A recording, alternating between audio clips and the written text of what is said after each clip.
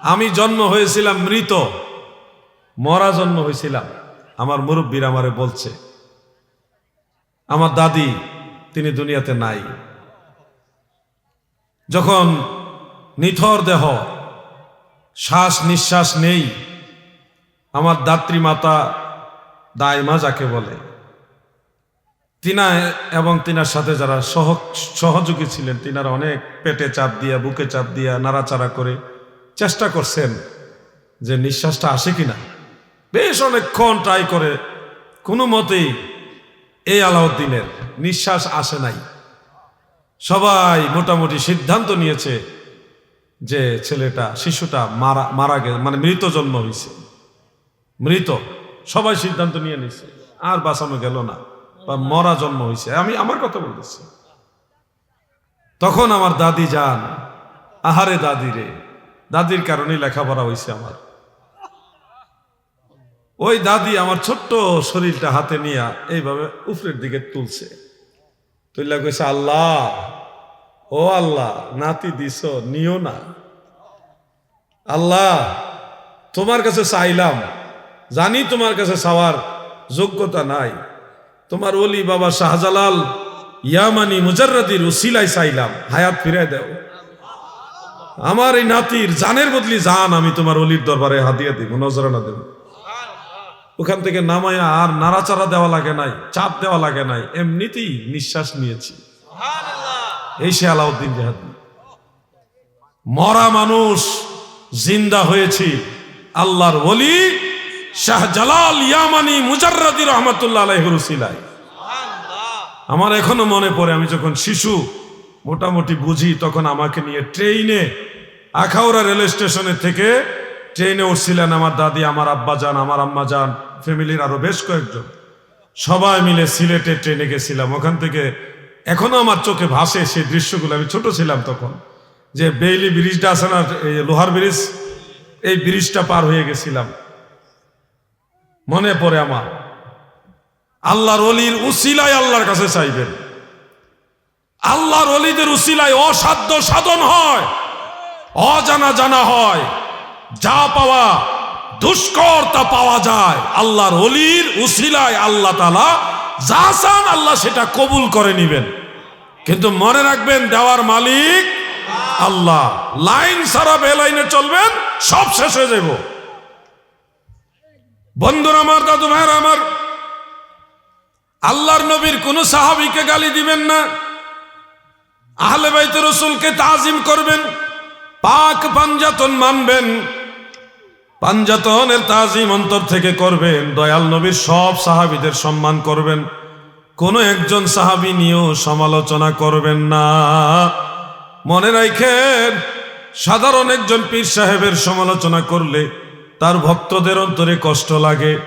আমার দয়াল নবীর সাহাবী, দরবারে নববীর সদস্য, যাকে আমার নবী আদর করে মজলিসে নববীতে বসাইছে, নবীজি হাদিস শরীফ শুনাইছে, যার জন্য নবী দোয়া করছে, সেই সাহাবীকে যখন গালি দেন, আল্লাহর হাবিবের কলিজার মধ্যে কষ্ট লাগে।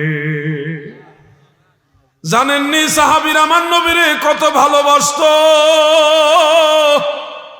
শেখ আব্দুল হক মুহাদ্দিসে দেহলভী রহমাতুল্লাহ আলাইহি তার কিতাব মাদারুজুন নবুয়তের মধ্যে উল্লেখ করেছেন, দয়াল নবীর সাহাবী ফজরের নামাজ আদায় করে নবীজির কাছে বসে আছে, বাড়িতে যায় না, কোনো কাজের মধ্যেও যায় না, নবীজির দরবারে বসে আছে। আল্লাহর হাবিব বিভিন্ন সাহাবীদের নসিহত দিচ্ছেন, একের পর এক সাহাবারা আসতেছেন, তাদের ফয়সালা দিচ্ছেন, পরামর্শ দিতেছেন। ওই সাহাবী নবীজির কাছ থেকে সামান্য দূরে বসে নবীর দিকে তাকায় থাকে, তার ভালো লাগে, নবীর দিকে তাকায় থাকলে ভালো লাগে, শান্তি লাগে। যায় না, জোহর পর্যন্ত আল্লাহর বান্দায় বৈশা রইছে, গেছে না, সকালে কিছু খায়ও নাই, না খায় নবীর দিকে তাকায় রইছে। নবীজির দিকে তাকায় থাকলে খিদাও লাগে না। জোহরের নামাজের সময় ওই সাহাবী আবার দয়াল নবীজির সাথে নামাজ আদায় করছে। সব সাহাবারা চলে গেছে, দুই একজন ছাড়া, আর ওই সাহাবী যায় না, দরবারে নববীর এক কোণার মধ্যে বসে আছে, নবীজির দিকে তাকায় থাকে। দুপুর বেলাও আল্লাহর বান্দায় কিছু খাইছে না, সারাদিন নবীজির আশেপাশে ছিল। আসরের ওয়াক্ত হয়ে গেল, আসরের সময় আমার দয়াল নবীজি নামাজ পড়লেন। আল্লাহর হাবিব নামাজ পড়ার পরে ওই সাহাবী নামাজ পড়লেন, গেলেন না, সেখানে বসে আছেন। মাগরিব হয়ে গেল, এশা হয়ে গেল, সারাদিন কিছুই খেলেন না, না খেয়ে ওই সাহাবী আল্লাহর হাবিবের দরবারে বসে আছেন। এই বসে থাকার পরে এশার নামাজ শেষ, সব সাহাবারা যার যার ঘরে চলে গেছে, ওই সাহাবী যায় না। তার মনের মধ্যে একটা আনন্দ, আমি এখানে বসে থাকবো। বসে থাকলে আল্লাহর হাবিবরে না দেখলেও মনের ভিতরে একটা সান্ত্বনা যে আমার নবীজির কাছে আমি আসি। আরে আমার ভাই এমন একটা টাইমে উঠছে যে ওয়াজের ভাইসটা কেটে দিল। এসে একটা মেজে আরেকজন আইবেন, উনি আইলে আবার দিয়ে দিন এসে একটা না, বুঝছি তো যেই হোক, কিন্তু ওয়াজের মাঝখানে উঠে গেলে ওয়াজের লাইন কেটে দেখা দূর শরীফ টান দিতাম, তখন উঠতো ঠিক আছিল। আইন একজন মুরব্বী এসে সামনে বসেন না, তাহলে জিনিসটা অপূর্ণতাটা ফিল আপ হোক। আল্লাহুম্মা সাল্লি আলা মাওলানা মুহাম্মদ ওয়া আলা আলি মাওলানা। সারা নিশি জেগে জেগে আরাধনা বিভোরে, কান্দিয়া কাটাইতেন নবী পাপী উম্মতের তরে। আল্লাহুম্মা সাল্লি আলা মহব্বতে। এই ছোট ভাইরা দূরত পড়ো, নাহলে ঘুমো ধরে যাব। মুহাম্মদ ওয়া আলা মাওলানা মুহাম্মদ। সারাদিন ওই সাহাবী আল্লাহর নবীর দরবারে অবস্থান করেছে, কোনো কিছু খায় না। কেন খায় নাই? নবীর দিকে তাকাইলে ক্ষুধা লাগে না। সুবহানাল্লাহ বলে এশারের নামাজ আদায় করে অন্য সাহাবারা সবাই যার যার ঘরে চলে গেলেন। ওই সাহাবী আর যায় না, নবীজির হুজরা মুবারকের পাশে এক জায়গায় বসে আছে। সারাদিন নবী দেখছে, রাতের বেলা না দেখলেও মনের ভেতরে সান্ত্বনা যে নবীর কাছে আসি, না দেখলেও নবীর ঘরের কাছে আসি, এই আনন্দ নিয়ে প্রেম নিয়ে বসে আছে। আল্লাহর হাবিব বলেন, সাহাবী রে বাড়িতে যাও না কেন? ওই সাহাবী না যাওয়ার বাহানা দিতে গিয়ে বলে, ইয়া রাসূলুল্লাহ রাত্র হয়ে গেছে, রাত্র হয়ে গেছে, অন্ধকার, রাস্তা দেখা যায় না। এমনকি ওই রাস্তার মধ্যে অনেক সাপ বিচ্ছু আছে, বিষাক্ত প্রাণী আছে। এই সময় বাড়িতে গেলে এদের ছোবলে এদের আক্রমণের শিকার হতে হবে। এটা বাহানা আর কি, যাইতাম না, নবীজির কাছে বয়ে থাকবে। এটা বাহানা দেখালো, রাস্তা অন্ধকার। ওগো নবীজি, এমন আর যাওয়া যাইতো না। আল্লাহর হাবিব কয়, আমার সামনে একটা কিছু নিয়ে আসো। তখন খেজুর গাছের ডালের একটা ভাঙ্গা অংশ নবীজির কাছে আইনা কি, ইয়া রাসূলুল্লাহ এটা পাইছি। দয়াল নবীজির নূরের হাত মোবারক দ্বারা ধইরা ওনার হাতে দিয়ে কই, সামনে ধরো। সামনে ধরার পরে টর্চ লাইটে যেমন লাইট বাইরো না, আলো বাইরো না, ওই খেজুর গাছের ডাগ্গার থেকে এখন আলো বাইরিতেছে, রাস্তা দেখা যায়। সুবহানাল্লাহ কর। আল্লাহর নবী কয়, এই আলো দিয়া দেখা এই লাঠিটা দিয়া সামনে ধরে দেখা যাও, সাপ টাপ পড়লে এটা দৌড়াইতেও পারবা, রাস্তাও দেখবা, বাড়ি যাও আবার টাইম মতো আইও। সুবহানাল্লাহ কর। নবীজির প্রেমের কথা বলবো রে কারে, নবীজির গুণের কথা বলবো রে কারে। নূর অংশ দিবানা, জঙ্গলায় ঠিকানা, ঘুরিয়া বেড়ায় নবী ধারে গোধারে। নবীজির শানের কথা বলবো রে কারে। নবী কান্ডারি হইয়া যাবেন তরি বাইয়া, কান্ডারি হইয়া, কান্ডারি হইয়া যাবেন তরি বাইয়া ইমাম হাসান হুসাইন রবে দুই কিনারে নবীজির শানের কথা বলবো রে কারে নবীজির গুণের কথা বলবো রে কারে নূরংশ দিবানা জঙ্গলায় ঠিকানা ঘরিয়া বেড়ায় নবী ধারে গো ধারে নবীজির শানের কথা বলবো রে কারে। আমার নবীজি আপনারা কত ভালোবাসে জানেন, একটা পদ্ধতি আল্লাহর কাছ থেকে আনছে যে সারা সৃষ্টি জগতে যত সৃষ্টি আছে অতগুলি নাকি আমার উম্মত কেমনে পাইব।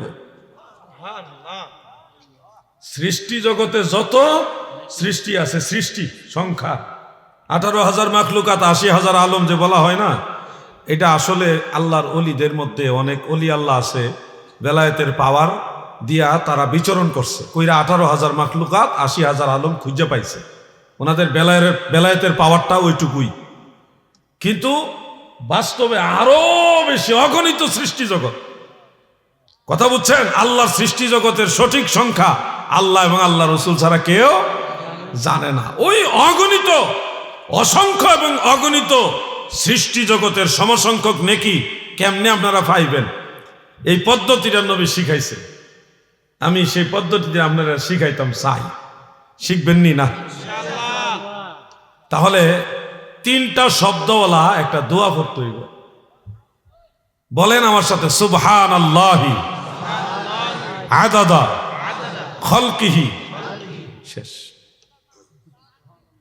কঠিন নি এটা? একবারে সহজ। সুবহানাল্লাহি আদাদা খালকিহি, সুবহানাল্লাহি আদাদা খালকিহি, সুবহানাল্লাহি আদাদা খালকিহি। এতবার করে কইলাম, এখন আপনারা কর। মাশাআল্লাহ মাশাআল্লাহ, খুব মেধাবী। যারা দাঁড়ায় আছেন আপনারা কি কইছেন? যারা বসে আছেন আপনারা এবার কইেন না, দেখি তারা ওয়াজ কদ্দুর শুনছে, একটু টেস্ট করুন লাগে না। কোন তো দোয়াটা দাঁড়ায় রয়েছেন যারা আপনারা কোন, হ্যাঁ বইয়েন না, এক বয়ে যেতেছে, দেখছেন? না পারলে শরম নাই, না পারলে কোনো শরম নাই।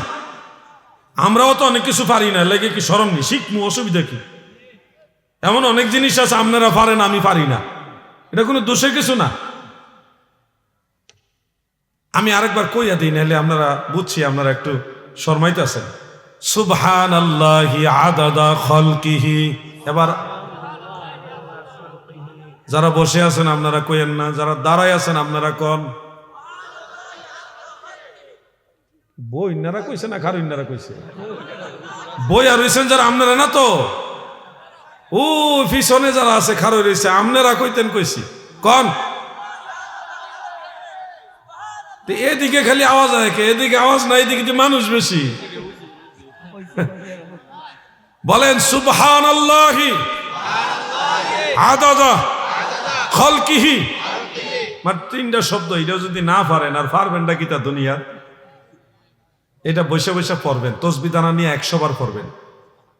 অগণিত নাকি, অগণিত নাকি, বেহিসাব নাকি দিবেন না। এটা কেন দিবে জানেননি? আমার নবীর কারণে। আপনি যে আখিরি নবীর উম্মত হইছেন, আপনারা কেমনে সহজে জান্নাতে দেওয়া যায়, কেমনে জাহান্নাম থেকে মাফ করে দেওয়া যায়, এই সব পদ্ধতি আল্লাহ নবীরে শিখাই দিয়েছে। সুবহানাল্লাহ। এই জন্য গান গাইছিলাম, গানটা মনে আসেনি? প্রথম গানটা, দয়াল নবী তুমি গুণমণি, এই পাপী লোক তরাইবেন বলে গো নবী, পাক কোরআনেতে শুনি গো নবী, দয়াল নবী তুমি গুণমণি। বলুন না, দয়াল নবী তুমি গুণ। আর একটা আমলের কথা বলি, আমি আলোচনা শেষের দিকে নিয়ে যাব। সেই আমলটা খুবই সহজ আমল, আপনারা এটাও পারেন। ছোট ছোট আমল, কিন্তু সহজও, আবার সওয়াব অনেক বেশি। এগুলি যদি রপ্ত করতে পারেন, আয়ত্ত করতে পারেন, আপনারা দুনিয়া এবং আখিরাতে লাভবান হয়ে যাবেন। একটা এটার তসবিহ বলা যায়, দোয়াও বলা যায়, দুই দিকই বলা যায়। লা হাওলা ওয়ালা কুওয়াতা ইল্লা বিল্লাহ। পারেন না? এই ছোট ভাই, তুমি পারোনি? হ্যাঁ, এই জগতে নাই তো। লা হাওলা ওয়ালা কুওয়াতা ইল্লা বিল্লাহ। পারো না তুমি এটা? এটা পারো না? পারে ডরাইতেছে আর কি। লা হাওলা ওয়ালা কুওয়াতা ইল্লা বিল্লাহ, লা হাওলা ওয়ালা কুওয়াতা ইল্লা বিল্লাহ। আল্লাহর নবী কইছে এটা জান্নাতের যে একটা গুপ্ত ভান্ডার আছে না, জান্নাতের ভিতরে একটা গুপ্ত ভান্ডার, ওই ভান্ডারের মূল জিনিসটা হইলো এটা। যদি আপনি এটা পড়তে পারেন, অনেকগুলো ফজিলতের মধ্যে আল্লাহর হাবিব রাসূল আকরাম সাল্লাল্লাহু আলাইহি ওয়াসাল্লাম বলেন, আপনার সারা দিন যদি কোনো বালা মুসিবত থাকে, রোড অ্যাক্সিডেন্ট থাকে, রাস্তা বাইরে মোটরসাইকেল অটো আইসা লাগাই দিব, একটা অ্যাক্সিডেন্ট হয়ে যাব, সারাদিন জমি জামার মধ্যে কোনো সমস্যা হয়ে যাব, বা কোনো ধরনের ব্যবসা বাণিজ্যে আগুন লেগে যাবো, এরকম মুসিবত, আপনি যদি ফজরের নামাজের পরে এটা যদি 500 বার পড়তে পারেন, 500 বার ফইরা যদি আপনি ঘর থেকে বাইরন, যদি নাও পারেন 500 বার, যদি নাও পারেন 100 বার ফইরা যদি বাইরন, আপনার তকদিরে লেখা আছে অ্যাক্সিডেন্ট হইব, দোকানে আগুন লেগে যাবো গা, বা দোকানে মাল চুরি হয়ে যাবো, লেখা আছে তকদিরে, জমির মধ্যে ফসল নষ্ট হয়ে যাব, কিন্তু আপনি এই আমল করলে আপনার সমস্ত বালা মুসিবত আল্লাহ দূর করে দিবে। আল মুস্তাদরাক আলা সাহিহাইনের মধ্যে এই হাদিস শরীফটা উল্লেখ আছে। বলেন তো দেখি দোয়াটা জানে কি তা? মাশাআল্লাহ, সবাই পারে, দেখছেন নি? লা হাওলা ওয়ালা কুওয়াতা ইল্লা বিল্লাহ। এটার আরেকটা ফজিলত আছে। আল্লাহর হাবিব রাহমাতুল লিল আলামিন যখন মেরাজে গেলেন, সপ্তম আসমানে হযরত ইব্রাহিম আলাইহিস সালামের সাথে আমাদের নবীর যখন দেখা হলো, ইব্রাহিম নবী বলে, ইয়া রাসূলুল্লাহ, নবী গো, আপনার উম্মতদেরকে বলবেন তারা যেন জান্নাতের মধ্যে গাছ লাগায়। নবীজি বলেন, জান্নাতে গাছ লাগাবে কিভাবে? ইব্রাহিম খলিল বলে, আপনার উম্মত যদি একবার লা হাওলা ওয়ালা কুওয়াতা ইল্লা বিল্লাহ পাঠ করে, আমার আল্লাহর সাথে সাথে জান্নাতের মধ্যে গাছ লাগায়া দিবে। কি লাভ জান্নাতে গাছ লাগাইলে? গাছের মধ্যে অসংখ্য পাতা থাকবে। একটা বট গাছে কতগুলি পাতা থাকে? অসংখ্য না, গনতে পারবো না আমরা। একটা তেঁতুল গাছে কত পাতা থাকে? এটা বড় একটা গাছ। একটা গাছ একবার যদি লা হাওলা ওয়ালা কুওয়াতা ইল্লা বিল্লাহ পড়ে, একটা গাছ, ওই গাছে যত পাতা, এই সব পাতা তার অসংখ্য মুখ দিয়ে কিয়ামত পর্যন্ত জিকির করবে। আল্লাহর হাবিব রাহমাতুল লিল আলামিন বলেন, ওই সব পাতা কিয়ামত পর্যন্ত যত পরিমাণ জিকির করবে, সমস্ত জিকিরের সওয়াব আল্লাহ আপনার আমল নামে লিখে দিবে। আর কেমনে আপনারা বাঁচাইতো জাহান্নাম থেকে? আপনারা আর কেমনে বাঁচাইতো? একটা খেজুর যদি দান করেন, বুখারী শরীফের মধ্যে উল্লেখ, একটা খেজুর আপনি যদি আল্লাহর ওয়াস্তে দান করেন, বেশি দান করবেন। উপমার জন্য আল্লাহর হাবিব একটা খেজুরের কথা বললেন। আপনি একটা খেজুর দান করলেন আজকে, এটার ফজিলত আল্লাহ কিভাবে দিবে জানেন? এই খেজুরটা মাটির নিচে বীজ হিসেবে রোপণ করলে স্বাভাবিকভাবে একটা গাছ হবে। ওই গাছে যথাসময়ে অসংখ্য খেজুর হবে। খেজুর সবগুলি আবার এক একটা করে বীজ হিসেবে ধারাবাহিক যথা সময়ে মাটিতে বীজ হিসেবে রোপণ করবে। অসংখ্য খেজুর থেকে আবার অসংখ্য গাছ হবে, আবার অসংখ্য খেজুর ধরবে, আবার বীজ হবে, আবার গাছ হবে। এইভাবে আজকের দিন থেকে কিয়ামতের আগ পর্যন্ত আপনার একটা খেজুর থেকে যতগুলো খেজুর হওয়ার সুযোগ আছে, আল্লাহ তাআলা আপনার একটা খেজুরের বিনিময়ে ততগুলো খেজুরের নেকি দিবে। আপনাকে আর কেমনে দিলে খুশি হইবেন কম? আল্লাহ তাআলা যারে দেয় এমনি দেয়, কিন্তু আপনার তো চেষ্টা করতে হবে, নাকি বলেন? আপনারা চেষ্টা তো করতে হবে। আমি আপনাদের করজোরে অনুরোধ করে যাচ্ছি, 5 ওয়াক্ত নামাজ পড়বেন, আর যে আমলগুলি আপনাদের বললাম এই আমলগুলি করবেন। দয়া কইরা এই নামাজটি, এই আমলটি ছাইরেন না, আপনারা লাভবান হইবেন।